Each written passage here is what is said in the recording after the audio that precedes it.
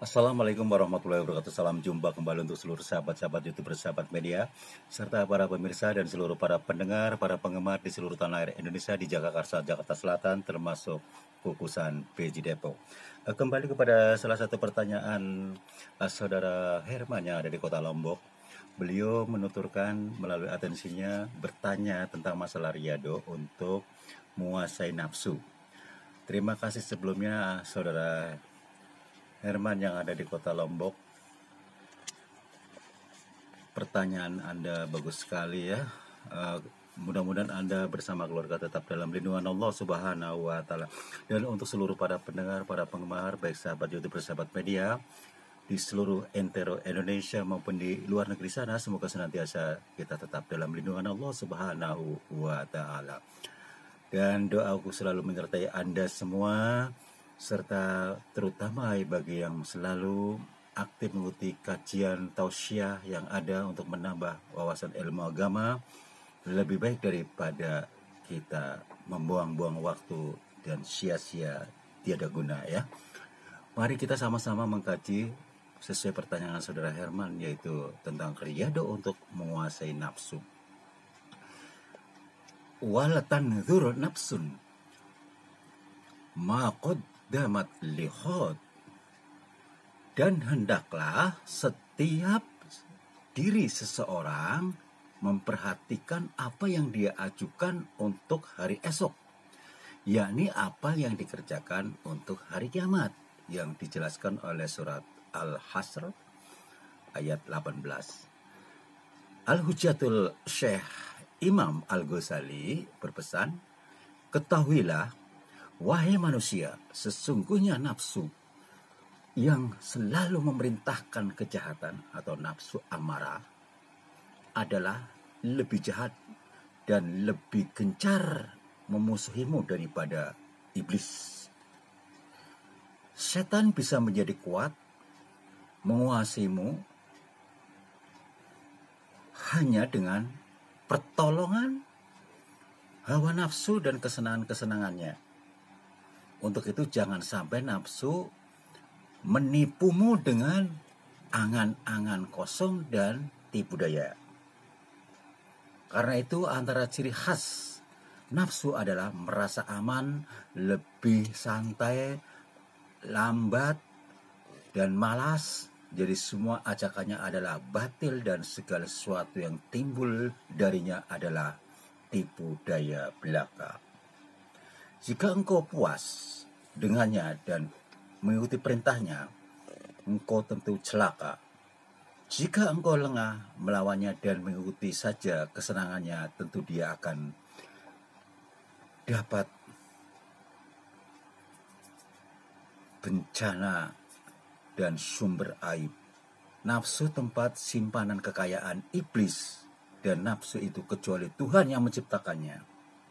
Maka hendaknya engkau takut kepada Allah Subhanahu wa Ta'ala.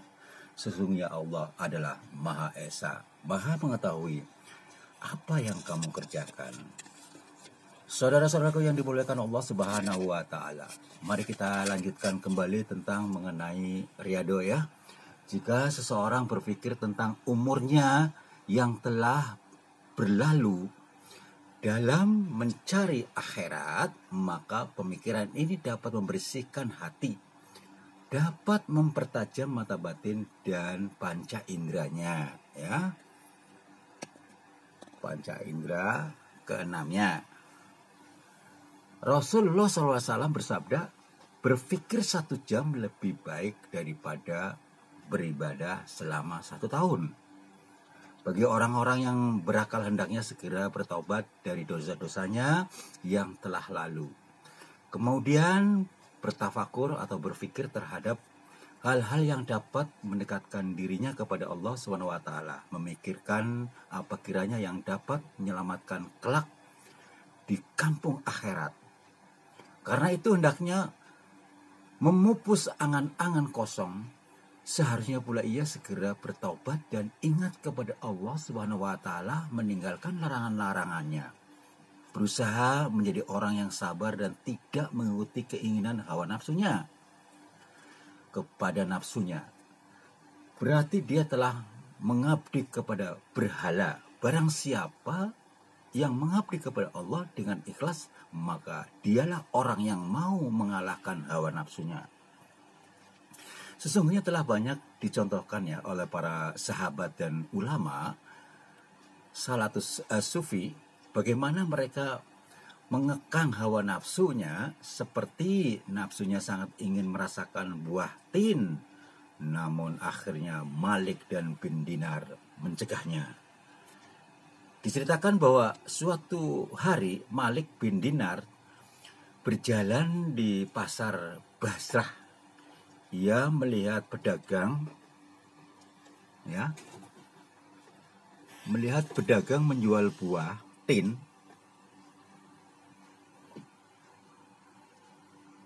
Kebetulan saat itu ia tidak membawa uang karena sangat ingin merasakan buah tin, maka dicopotlah sendalnya untuk ditukar dengan buah tin. Bolehkah aku menukar sandal ini dengan beberapa buah tin yang kau jual? Menurutnya seperti itu, kata Malik dan bin Dinar kepada pedagang buah tin. Namun pedagang menolak. Sandalmu tidaklah cukup untuk ditukar dengan sebuah buah tin.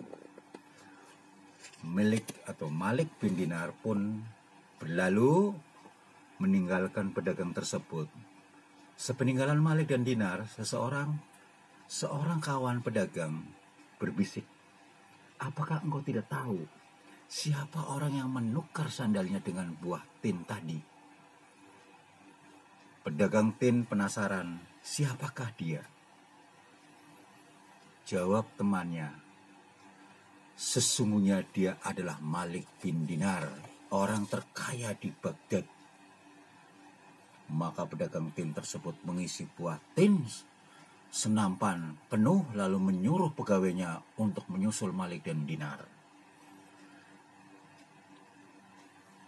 Kata pedagang kepada pelayannya, seandainya Malik bin Dinar mau menerima buah tin ini, tentu engkau akan mencela sebagai budak seketika. Maka susulah dia dan berikan buah tin ini. Budak atau pelayan tersebut berlari menyusul Malik bin Dinar. Terimalah buah tin ini dariku, ujar sang budak. Namun Malik bin Dinar menolak. Ia telah mampu menahan nafsunya untuk merasakan buah tin maksudnya. Kalau budak membujuk, terimalah, karena di dalamnya mengandung kemerdekaanku sebagai budak. Jawab Malik bin Dinar, tidak. Aku telah mengekang hawa nafsuku dari buah tin.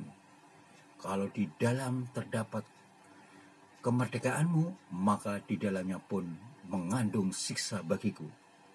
Aku bersumpah tidak akan menjual agama dengan tin, dan aku tidak akan memakan buah itu sampai kiamat. Diceritakan pula menjelang kematiannya, Malik bin Dinar menderita sakit. Sesungguhnya saat itu dia sangat ingin merasakan semangkuk mau dan susu dicampur dengan roti panas. Seorang pelayan kemudian membawakannya, namun Malik bin Dinar mengekang nafsunya untuk merasakan makanan itu. Bahkan ia menyingkirkannya seraya berkata, wahai nafsu, engkau telah bersabar selama 30 tahun dan umurmu sekarang.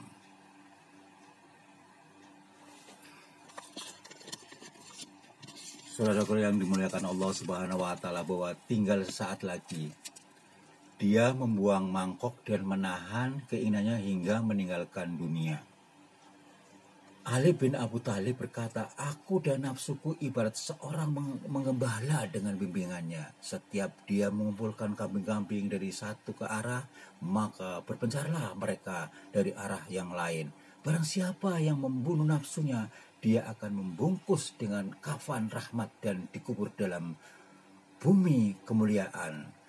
Demikianlah saudara pendengar yang dimuliakan Allah Subhanahu wa taala, karena waktu juga kami harus turun dari udara. Insya Allah kita jumpa lagi di waktu yang sama dengan acara yang sama karena jawab seputar dunia lain. Wassalamualaikum warahmatullahi wabarakatuh. Ihdinas siratal mustaqim.